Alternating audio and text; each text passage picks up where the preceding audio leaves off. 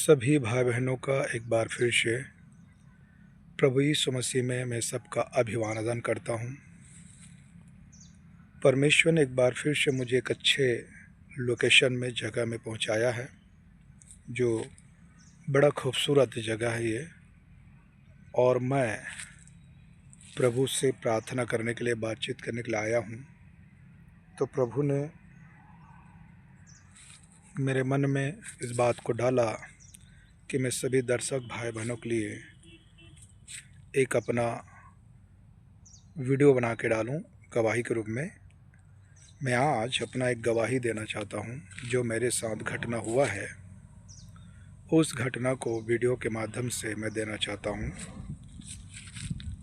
एक वचन हम देख लेंगे, नीति वचन की किताब और उसका 18 अध्याय 10 कलम में ऐसा लिखा है, यहोवा का नाम दृढ़ गढ़ है, धर्मी उसमें भाग कर सब दुर्घटनाओं से बचता है। ऐसे ही एक बार क्या हुआ, मैं प्रभु की सेवा में सिहावा महानदी के पास गया हुआ था। सिहावा में महानदी के किनारे मैं रहता था अपने परिवार के साथ। मेरा 2 छोटे छोटे बच्चे थे। मैं और मेरा पत्नी उस नदी के किनारे में रहकर हम लोग अपना जीवन निवास करते थे। और उस समय हमारी सेवकाई का ये पहला कदम था, और इस रीति से हमने बड़ी दुख उठाकर, बड़ी कष्ट उठाकर प्रभु के सेवा को करते थे। शुरू में मेरे जीवन में कई ऐसे परेशानी था।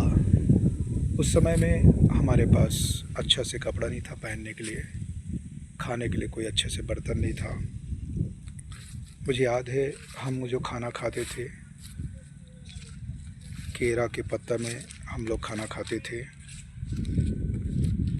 और मेरे बच्चे के पास भी उतना कोई सुविधा नहीं था, और इस रीति से हम लोग वहाँ पर रह कर प्रभु का काम करते थे। और इतनी समस्या हमारे जीवन में थे। हमारे पास कोई अच्छा खाने पीने या रहने या घर का कोई साधन नहीं था। मेरे पास एक पुराना साइकिल था। उस साइकिल को लेकर मैं करीब 8-10 किलोमीटर दूर जाकर, जंगल में जाकर लकड़ी बीन कर लाता था। और तब मेरी पत्नी चूल्हे में खाना पका के हम लोग खाते थे। और एक बार ऐसा हुआ, मेरे पास कुछ दिन पहले जब मैं प्रभु के काम में आगे बढ़ा, तो काफ़ी समय से पहले मुझे प्रभु ने एक पुराना स्कूटर जो मेरे पास था, ग्रीन कलर का, मैं कुछ काम से अपना सिहावा से अपना गांव में आया था। और मैं अपना काम करके मैं वापस अपने सेवा की जगह में जब जा रहा था, तो जाते जाते गट्टा सिली बोल के एक जगह है, वहाँ एक जंगल है। और वो जो समय था करीबन 6:30-7 बज गया रात, और बारिश का मौसम था। पानी जो है थोड़ा थोड़ा पानी गिर रहा था, बिजली चमक रही थी, घोर अंधेरा था। और अचानक मेरा गाड़ी में पेट्रोल जो था वो ख़त्म हो गया। मुझे पता ही नहीं चला कि पेट्रोल ख़त्म हो गया, क्योंकि मुझे पता नहीं था कि गाड़ी में इतना पेट्रोल खपत हो रहा है। तो इधर एक बारिश का मौसम है, मेरे छोटे छोटे बच्चे थे, मेरे पत्नी थे, अंधकार था, रात के समय था, और महानदी में काफ़ी बाढ़ आया हुआ था। उसके किनारे में ही एक छोटा सा जो मकाम था, उस मकाम में हम लोग रेंट में रहते थे। तो बीच जंगल में आके, गट्टा सिली जंगल में आके मेरा गाड़ी बंद हो गया और मुझे कुछ समझ नहीं आ रहा था कि उस घनघोर अंधकार के रात में जंगल में मैं क्या करूं। मैं प्रभु से मन ही मन प्रार्थना करने लगा, मैं क्या करूं प्रभु, मुझे कोई समझ नहीं आ रहा है।